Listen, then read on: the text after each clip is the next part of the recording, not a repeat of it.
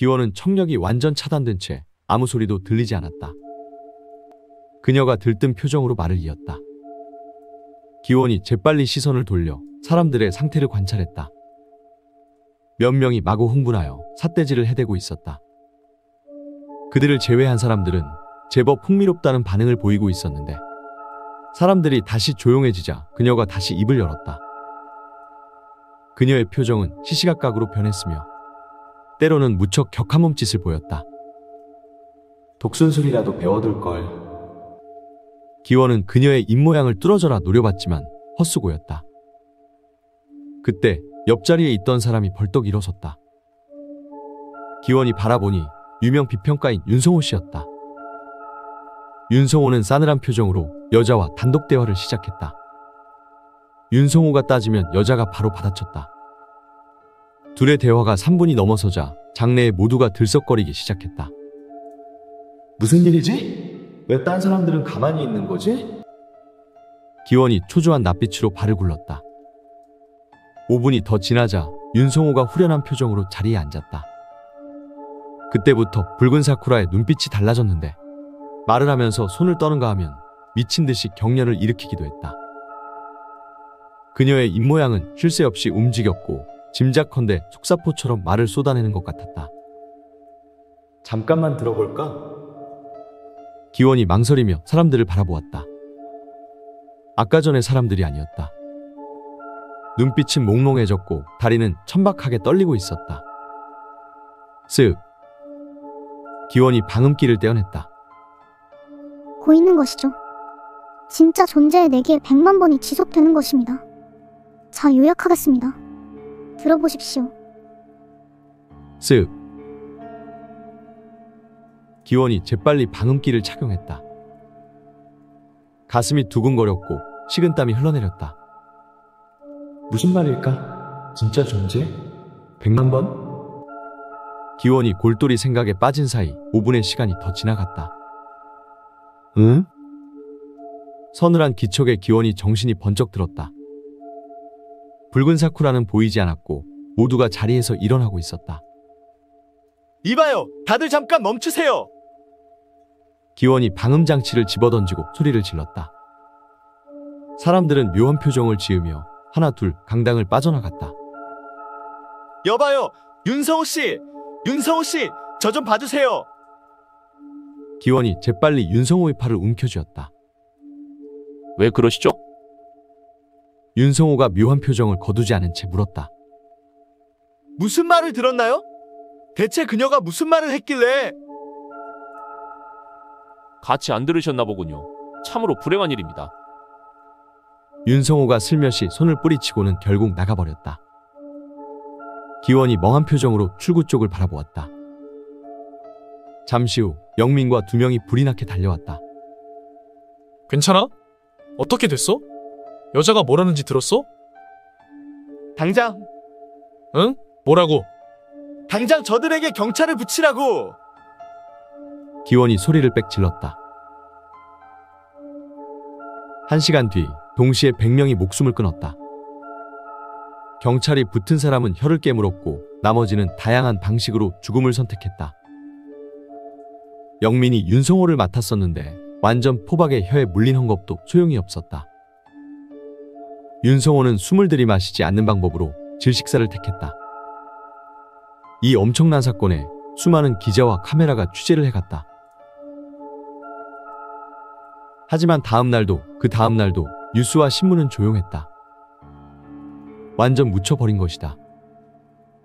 쇼크 상태에 빠진 기원이 어디론가 나가버리자 영민이 수사팀의 해산을 고려하기 시작했다. 말하기 좋아하는 그들이 어째서 반박을 못했을까? 기원은 빗방울이 조금씩 내리는 명동거리에 있었다. 진짜 존재? 신을 말하는 걸까? 여자의 말이 귓속에서 계속 되풀이되고 있었다.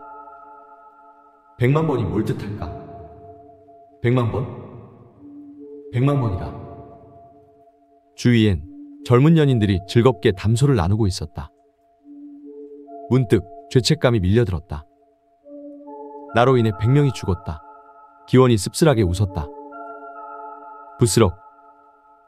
그때 뒤에서 누군가 옷자락을 만졌다. 응? 기원이 돌아보자 창백한 얼굴을 한 꼬마가 서 있었다.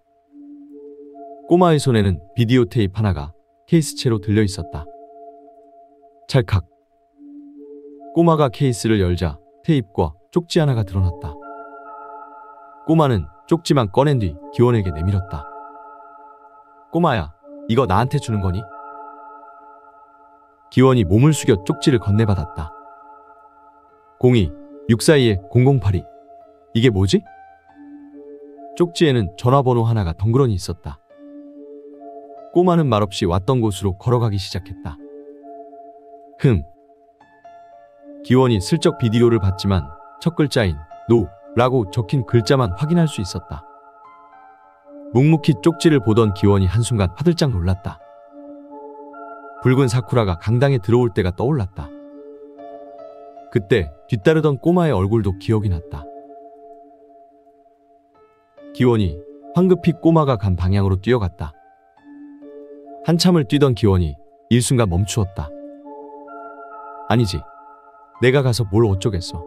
어차피 지금 가봐야 죽을 뿐인데. 기원이 차분히 생각을 정리했다. 그럼 이건 사쿠라의 직통번호겠구나. 묘한 흥분이 전신을 감싸기 시작했다. 지금은 아니야. 기원이 번호를 외우곤 쪽지를 불태웠다.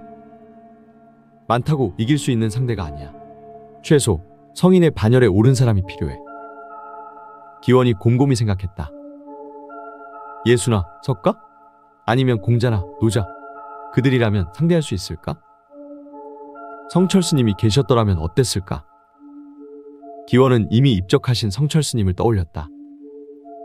성철스님의 경지라면 그녀를 알고 있지 않았을까? 아, 혼란스럽다. 내가 어쩌다 여기까지 오게 됐지. 기원이 한숨을 내쉬었다. 산으로 가서 수련이나 할까? 다음 날 영민이 있는 수사팀으로 전화가 걸려왔다. 네, 강남경찰서입니다. 영민의 목소리는 축 처져 있었다. 나다, 영민아. 나 당분간 산에 가 있기로 했어. 기원의 목소리가 들리자 영민이 다급히 말했다. 뭐? 산에 간다고? 그럼 우리는 어떡하고? 100명이나 죽었으니 위에서도 인력 지원이 있을 거야. 그들과 합류하도록 해. 너라도 되니까 버텼지. 나머지 것들이 뭘 알겠냐. 참, 김중호 씨는 당분간 거기서 지내도록 해줘. 영민이 쓰게 웃었다. 히든카드라더니? 완전 속았다 속았어. 그럼 나중에 보자. 내가 연락할게. 찰칵. 통화가 끊기자 영민이 깊은 한숨을 내쉬었다. 그날 폭포함에서는 때 아닌 설전이 벌어졌다. 중놈도 아닌 게 화두는 무신 화두. 제가 말씀드렸지 않습니까? 사정이 있다고. 녹이 가득한 주지스님의 입에서 불호령이 터졌다. 내 이놈, 출가도 안 한 놈이 화두 공부가 가당키나 하더냐? 아니, 그런 법도는 누가 만들었습니까? 부처님 생전엔 듣도 보도 못한 말입니다. 이런 미친놈이 있나? 한때 좋게 보았더니 완전 더러운 놈이구나. 스님께서 저를 박대하시면 이 길로 보왕사로 갈 것입니다.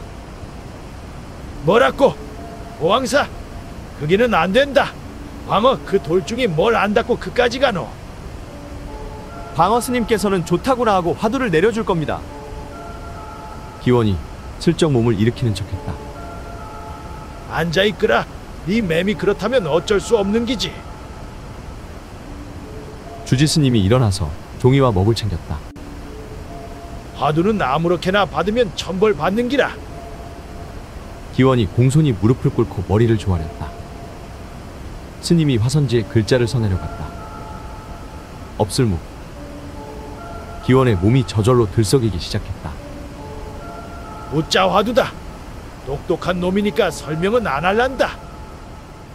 기원이 화선지를 품에 넣고 법당을 빠져나왔다. 그 길로 곧장 2시간 동안 산을 탔다. 수풀을 헤집고 도착한 곳은 동굴 앞이었다. 잠시 숨을 고른 기원이 동굴 안으로 성큼성큼 들어갔다. 동굴 안에는 타고 남은 초와 향들이 굴러다녔고 벽에는 탱화가 걸려 있었다. 성철 스님은 7년간의 용맹정진 끝에 대오각성을 이루셨다. 최소 7년은 잡아야 돼. 기원이 가부좌를 튼 채 눈을 감았다. 무자 화두가 머릿속을 헤집고 다녔다. 옛날에 한 제자가 큰 스님에게 물었다. 큰 스님, 개에게도 불성이 있습니까? 없다. 며칠이 지나고 제자가 다시 물었다. 큰 스님, 부처님께서는 벌레처럼 한낱 미물도 불성이 있다고 하셨습니다. 헌데 어찌 스님께서는 개에게 불성이 없다고 하십니까? 없다. 이것이 그 유명한 무자 화두의 일화였다. 어째서 스님이 없다라고 했는지 그것을 생각해야 한다. 밥 먹을 때나 용변 볼 때도 생각하고 자기 전에도 생각하며 경지에 오르면 꿈속에서도 붙들고 늘어질 수 있어야 한다. 없다. 그날부터 기원의 머릿속은 오직 이 단어로만 채워졌다. 끼니 때가 되면 동굴 근처에 솔잎을 뜯어먹었다. 잠은 하루에 3시간 이상을 자지 않았고 오로지 화두 공부에만 전력을 쏟았다. 그렇게 계절이 바뀌고 가을이 찾아왔다. 없다. 개한테는 불성이 없다. 하지만 미물에게는 있다. 불성이 없다가 아니라 답이 없다는 것인가? 그럼 두 번째 물음엔 왜 없다라고 했을까?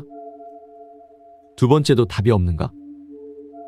그럼 앞에 없다와 뒤에 없다는 같은 것인가? 아니지. 스님한테 직접 물었으니 대답의 대상이 달라. 그럼 결론은 둘에 없다가 다른 의미라는 말인데 내가 완전 헛짚는 건 아닐까? 스님은 우연히 없다라고 내뱉었는데 때마침 제자가 질문한 시기와 겹친 건 아닐까? 아니야, 말도 안 돼. 다시 생각해보자. 없다. 없다? 없다. 기원의 머릿속은 전쟁터를 방불케 했지만 겉으로는 조용히 호흡할 뿐이었다. 점심때가 되자 기원이 가부좌를 풀었다. 없다? 없다. 배고프다. 기원이 씩 웃으며 동굴 밖을 나섰다. 날씨가 제법 쌀쌀했다. 여름옷을 걸친 기원이 몸을 떨며 솔잎을 땄다. 기원의 행색은 매우 지저분했다. 수염이 제멋대로 얼굴을 덮었고 볼살이 빠져 광대가 돌출되었다. 하지만 얼굴은 야위었어도 눈빛은 터질 듯했다.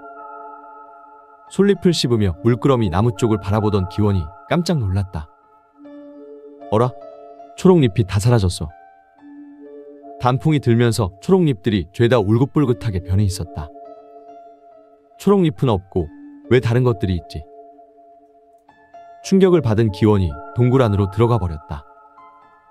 없다. 초록잎이 없어. 없다. 기원은 가부좌를 틀고 하염없이 생각에 빠졌다. 한참을 생각하던 기원이 눈을 떴다. 아, 맞다. 없어진 게 아니라 색이 변한 거였어. 이런 걸 다 까먹고 말야. 시간은 흘러 겨울이 다가왔다. 그날도 무자 화두에 매달리던 기원이 벌떡 일어섰다. 그리고 갑자기 미친 듯이 소리를 지르며 뛰쳐나갔다. 밖은 꽁꽁 얼어 있었고 차가운 한기가 온몸으로 침투했다. 어째서 진전이 없지? 기원은 절망적인 표정을 짓고 있었다. 쭉쭉 뻗어가던 기원이 정체된 것은 2달 전부터였다. 하나의 벽이 앞을 가로막았는데 도저히 넘을 수가 없었다. 기원의 눈이 멍하니 나무를 향했다. 얼마나 있었을까? 주위에 어둠이 깔리기 시작할 무렵이었다. 기원의 멍한 동공이 변화를 보였다. 처음에 약한 파문을 그리는가 싶더니 점점 크게 떨렸다. 떨림은 눈에서 얼굴로, 얼굴에서 온몸으로 확산되었다. 없다. 나무에 잎이 없었다. 초록잎은 변했지만 사라지진 않았었다. 하지만 지금은 사라졌다. 완전히 없어진 것이다. 있는 게 당연했던 잎이, 응당 그 자리에 매달려 있어야 할 잎이 없어져 버렸다. 머릿속에서 무언가 폭발했고 곧 어마어마한 희열이 밀려왔다. 예전에 읽은 성철 스님의 오도송이 떠올랐다. 황하수 굴륜산 정상으로 거꾸로 흐르니 해와 들은 빛을 잃고 땅은 꺼지는도다. 본득 한번 웃고 머리를 돌렸으니 정사는 예대로 긴 구름 속에 섰네. 다시 2년의 세월이 지났다. 기원이 머물던 산신각을 향해 중 하나가 오르고 있었다. 동굴 앞에 도착한 중이 고래고래 소리치기 시작했다. 네 이놈! 죽었는지 살았는지 당장 나와보거라! 우렁찬 목소리의 주인은 폭포함 주지 스님이었다. 스님의 호통에 기원이 밖으로 나왔다. 스님의 우라가 이리도 크니 열반이 머지 않았군요. 동굴에서 봉둔 한 발의 거지 하나가 나왔다. 코를 찌르는 악취에 스님이 인상을 찌푸렸다. 니놈 뱃속같이 고약한 냄새가 진동을 하는구나. 그래, 공부는 어찌 됐노? 이제 겨우 산에 올랐습니다. 기원의 눈빛은 맑았고 목소리는 청아했다. 혼자서 제법 길을 찾았구만. 역시 광어한테 안 보내길 잘했지. 스님이 기원을 유심히 살폈다. 헌데 이까지 무슨 일로 오셨습니까? 제 공부는 아직 멀었습니다. 아참, 네 지금 내 따라 내려가자. 갈 데가 있다. 싫습니다. 기원의 거절에 스님이 슬며시 웃었다. 네 맘 다 안다. 하지만 지금부터는 혼자 공부하면 위험한 기라. 위에서 끌어당기는 스승이 있어야 길을 안 헤매제. 하지만 전 잔말 말고 따라오너라. 어이구, 냄새야. 스님이 기원의 손을 끌고 억지로 내려가기 시작했다. 오랜만에 목욕을 한 기원이 스님 앞에 앉았다. 보현사로 가라고요? 그래, 거기 큰 스님이신 법진 스님께서 보살펴 줄 기다. 굳이 그렇게 멀리 갈 필요가 있나요? 성철 스님도 혼자서 수행하셨잖아요. 주둥아리 뭔 다무나? 니까지 게 성철 스님하고 비교한다고? 잔말 말고 내 시키는 대로 하그레이. 니한테는 지금부터가 중요한 기라. 네, 알겠습니다. 다음날 기원은 보현사로 떠났다. 보현사는 충주 근방에서 가장 큰 절답게 스님의 수도 상당했다. 기원이 보현사 문을 들어서자 한 스님이 물었다. 보살님, 어찌 오셨습니까? 큰 스님을 뵈러 왔습니다. 큰 스님을? 스님은 놀라며 말을 이었다. 큰 스님은 사람을 안 만나신 지 꽤 되셨습니다. 이걸 전해 주십시오. 기원이 품속에서 서찰을 꺼냈다. 스님은 합장을 한 뒤 종종 걸음으로 어디론가 걸어갔다. 한참을 기다리자 중년의 스님 한 분이 다가왔다. 그대가 폭포함에서 왔소? 네, 그렇습니다. 따라오시오. 중년 스님은 기원을 반기지 않는 눈치였으나 기원은 신경 쓰지 않았다. 둘은 절 깊숙이 위치한 어느 방 앞에 멈추었다. 큰 스님, 손님 모셔왔습니다. 들어오시게. 안에서 커렁커렁한 목소리가 들렸다. 그럼 기원이 중년 스님께 합장을 한 뒤 안으로 들어갔다.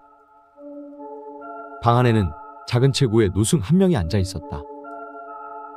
자세히 보자 노승의 모습은 가죽만 남은 고목나무 같았다. 앉으시게. 그래, 진각 스님이 보냈다고? 예, 진각 스님이 이리로 보내셨습니다. 기원이 공손히 대답했다. 그래, 제자 중에 쓸만한 건 진각과 진수뿐일세. 그런 진각이 추천한 사람을 내 어찌 홀대하겠는가? 송구스럽습니다, 큰 스님. 가만히 기원을 보던 노승이 물었다. 자네 공부는 많이 했는가? 아닙니다. 이제 겨우 산 입구에 올랐는걸요. 그래. 어디 한번 보지. 노승이 기원의 눈을 똑바로 직시했다. 기원도 노승을 바라보았는데 둘은 한참을 그렇게 있었다. 자네, 지금 무엇이 보이는가? 지금 소머리가 보입니다. 아직 멀었네. 가서 더 하고 오기나. 노승이 몸을 돌려버렸다. 기원이 합장한 뒤 나오자 밖에 여러 스님이 서 있었다. 큰 스님이 시주님을 하한거에 합류시키라고 하셨습니다. 하한거를요? 전출가도 아직. 원칙상 안 되지만 큰 스님의 명이라서요. 기원을 보는 주위의 시선이 따가웠다. 그렇게 기원의 하한거가 시작되었다. 하한거란 여러 명의 스님이 한 방에서 같이 참선하는 것을 말하는데 여름엔 하한거, 겨울엔 동한거라고 불렀다. 널찍한 방에 십수명의 스님들이 가부좌를 튼 채 수련 중이었는데 제일 구석에 기원이 자리를 잡았다. 참선하는 스님들은 기원을 불편한 눈으로 바라보았는데 그도 그럴 것이 기원은 머리도 밀지 않은 속세인이었기 때문이다. 그렇게 한 달이 지난 어느 날이었다. 이젠 제법 친해져서 전과 같은 껄끄러움은 대부분 사라져 있었다. 기원이 비슷한 나이의 청하스님과 전례를 걷고 있던 중이었다. 앞쪽에서 시끄러운 소음과 함께 비명이 터졌다. 아, 왜 그러십니까? 제발 말로 하십시오.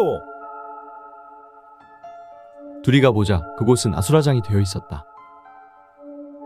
한 50대의 스님이 빗자루로 청년승을 마구 때리고 있는 중이었다.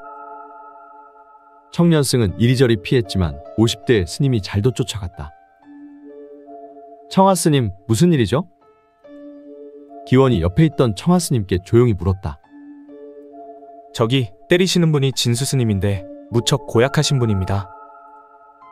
말하는 청하스님이 약간 움츠러들었다. 진수스님이라면 큰 스님의 제자라던? 맞아요. 하도 성격이 고약하고 폭력적이어서 한 번씩 사단이 일어나곤 하죠. 잠시 후 진수스님이 빗자루를 던져버리고 주먹으로 때리기 시작했다. 아이고! 스님, 저를 죽일 작정이십니까? 닥쳐라 이놈! 중놈이 밥값을 못하면 두드려 맞아야지! 진수스님이 정말로 죽일 듯 때리자 주위에서 뜯어 말리기 시작했다. 그만하십시오, 스님. 저러다 죽겠습니다. 이거 안 나? 니들도 두드려 맞고 싶나 보구나. 아, 아닙니다.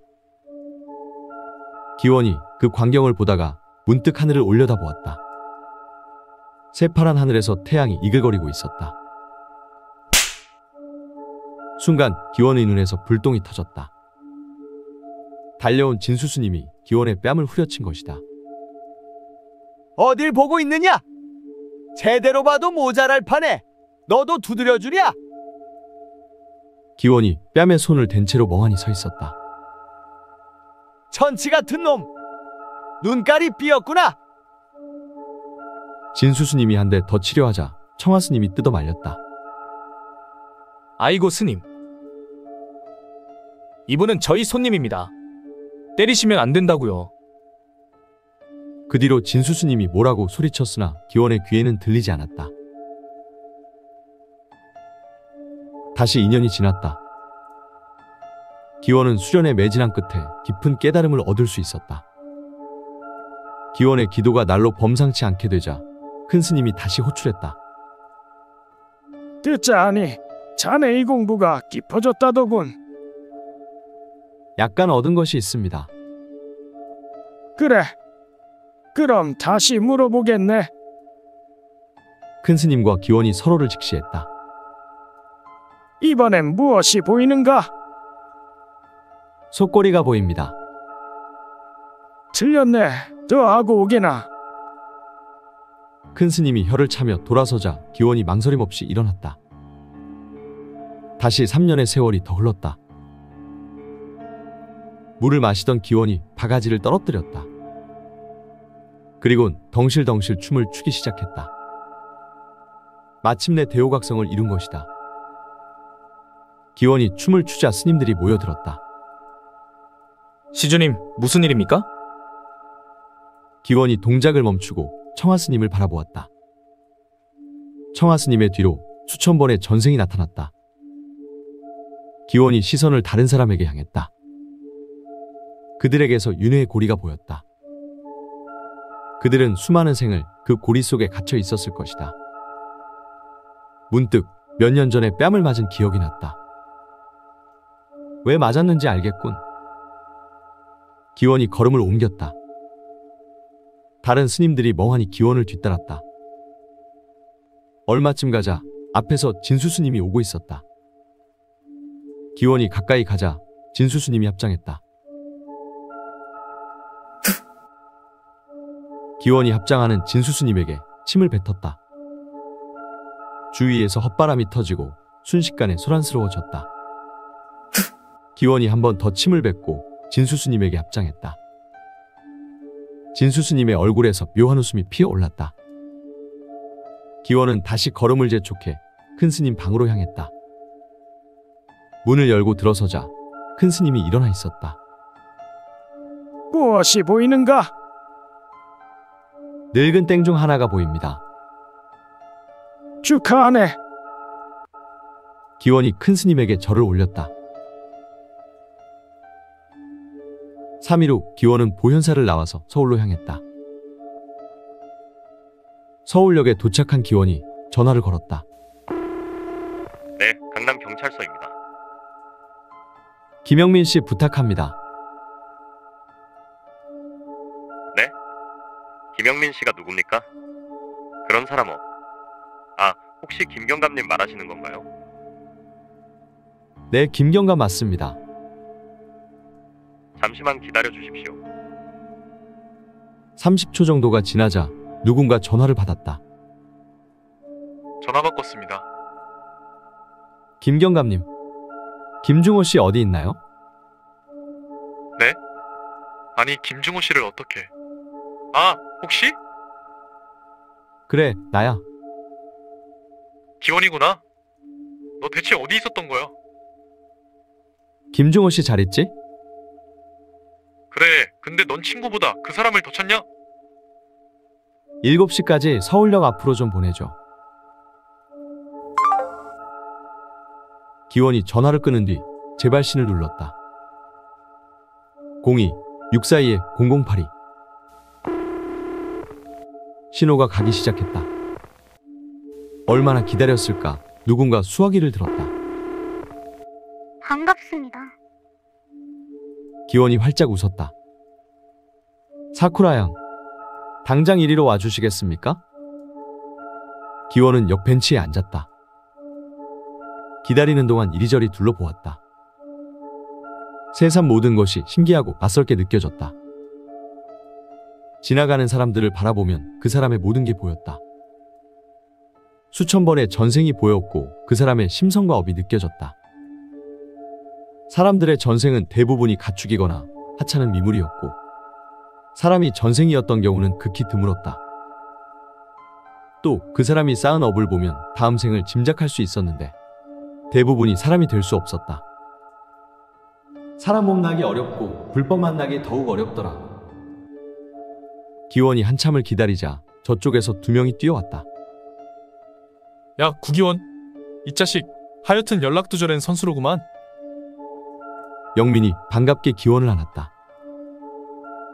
그래, 오랜만이네 영민아. 기원이 영민에게 미소를 보이곤 옆으로 시선을 옮겼다. 김중호 씨도 오랜만입니다. 기원이 과장된 몸짓으로 악수를 청했다. 김중호가 말없이 악수를 받아들이자 영민이 물었다. 너 왜 저 사람에 대해서 말 안 해줬냐? 한참 동안 답답해 죽을 뻔했다.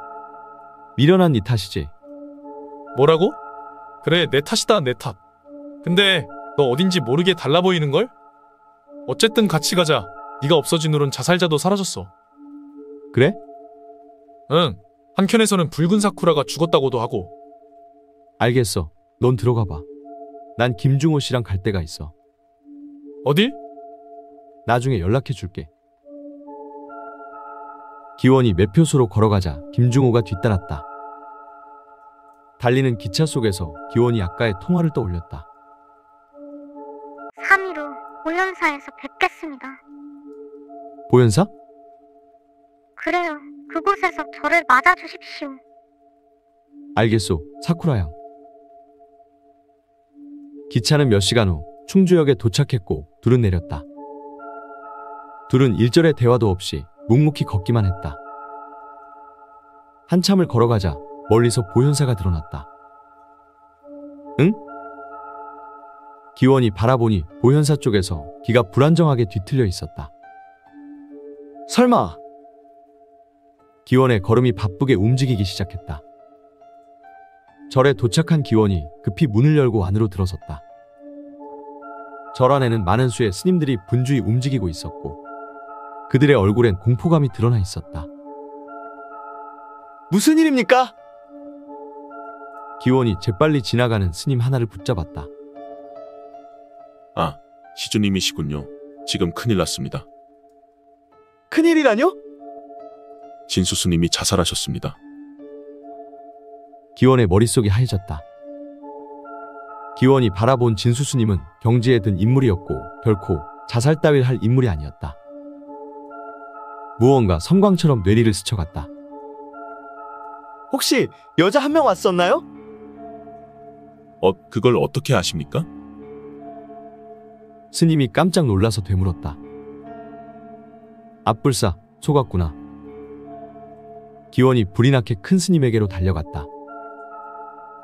큰 스님의 방 주위에서 수십 명의 스님이 웅성대고 있었다. 아, 시주님. 청하 스님이 기원을 알아챘다. 기원이 허겁지겁 문을 열고 안으로 들어갔다. 큰 스님! 법진대사는 말없이 가부좌를 튼 채 연부를 외고 있었다. 아무아미타불, 시주가 왔구려. 큰 스님, 무슨 일이 일어났던 겁니까? 법진대사의 얼굴에 그늘이 졌다. 다 나의 불찰이네. 혼자 만났어야 하는 것을. 그녀를 큰 스님께서도 만났습니까? 나와 진수가 같이 만났네. 그녀가 돌아간 지 얼마나 지났죠? 2시간쯤 됐을 걸세. 아, 기원이 그제서야 안도했다. 불행 중 다행입니다. 그래도 큰 스님께서는 설득당하지 않으셨군요. 법진대사의 표정이 쓸쓸해졌다. 한순간에 모든 것이 뒤집히는 기분이었다네. 진수가 싸울 동안 난 그저 멍하니 바라만 보았지. 그녀는 한낱 요물일 뿐입니다. 간사한 혓바닥만 놀려댈 뿐이죠. 그럴지도 모르지. 자네 이만 나가주겠나? 생각 좀 해야겠네. 네, 쉬십시오. 기원이 방을 빠져나왔다. 주위에 스님이 기원을 보고 우르르 몰려들었다. 시주님, 대체 어떻게 된 일입니까? 대체 그 여자는 누구입니까? 쉿. 기원의 손가락이 입술에 닿았다. 혹시 여자가 남긴 말이 있습니까? 내가 들었네. 중년의 만수 스님이 앞으로 나섰다. 내일 동틀 무렵에 다시 오겠다더군. 그 말뿐이었소. 알겠습니다. 기원이 자신이 기거하던 방으로 걸음을 옮기자 김중호가 조용히 따라갔다. 그날 밤 수련 중이던 기원의 방으로 3명이 찾아왔다. 청하 스님 아닙니까? 청도 스님이랑 청송 스님도 오셨군요. 청자 배의 스님 3명이 기원의 앞에 무릎을 꿇었다. 저희는 그동안 시주님의 대화를 엿들었습니다. 용서해 주십시오. 이러지 마십시오. 기원이 그들을 만류했다. 저희는 아무리 생각해도 짐작조차 할 수 없습니다. 저희에게 가르침을 내려주십시오. 부탁드리겠습니다. 새 스님의 얼굴에 비장한 기운이 맴돌았다. 글쎄요. 기원의 눈이 매섭게 그들을 주시했다. 무엇이 궁금하십니까? 속꼬리와 소머리 말입니다. 도저히 모르겠습니다. 몇 날 며칠을 고민해도 짐작도 안 갑니다. 속꼬리라. 기원이 희미하게 미소를 지었다. 그건 인사입니다. 인사? 네. 기원이 덧붙여 설명했다. 소머리나 속꼬리나 하등 쓸모없는 것입니다. 돼지머리나 돼지꼬리로도 바꿀 수 있고요. 아. 돌연 청하스님의 표정이 환해졌다. 나머지 둘은 여전히 멀뚱멀뚱한 표정이었다. 그렇군요. 청하스님이 가부좌를 튼 채 명상에 들기 시작했다. 시주님, 조금만 풀어서 설명해 주십시오. 청도스님의 표정이 울상으로 변했다. 대화는 형식적인 것입니다. 사실은 미리 알고 있었죠. 기원의 표정이 온화해졌다. 제가 대호각성한 그때 큰 스님께서도 이미 알고 계셨습니다. 피차 다 알고 있는 판에 무슨 대답인들 상관 있겠습니까? 그렇게 밤새 기원의 가르침이 내려졌다. 다음 날 새벽 일찍 기원이 방문을 박차고 나섰다. 김중호가 손에 둥글게 말린 신문지를 든 채 기원을 따라왔다. 기원이 어디론가 전력으로 뛰기 시작했다. 곧 법진대사의 방 앞에 도착한 기원이 문을 획 열었다. 방 한중앙에 법진 스님이 대롱대롱 매달려 있었다. 기원이 눈에서 눈물이 떨어졌다. 법진 스님은 환한 미소를 머금고 있었다. 기원이 눈물을 닦으며 돌아섰다. 기원의 눈에서 살기가 쭉쭉 뻗어나왔다. 곧 스님들이 몰려들었다. 스님들의 끝에 기모노를 입은 여인이 걸어오고 있었다. 새빨간 핏빛의 옷에서 섬뜩함이 묻어나왔다. 그녀가 기원에게 다가왔고 곧 빙긋 웃는 것이었다. 제 말 좀 들어보십시오. 말 좀 들어보십시오. 말 좀 들어보십시오. 말 좀 들어보십시오. 말 좀 들어보십시오. 말 좀 들어보십시오. 말 좀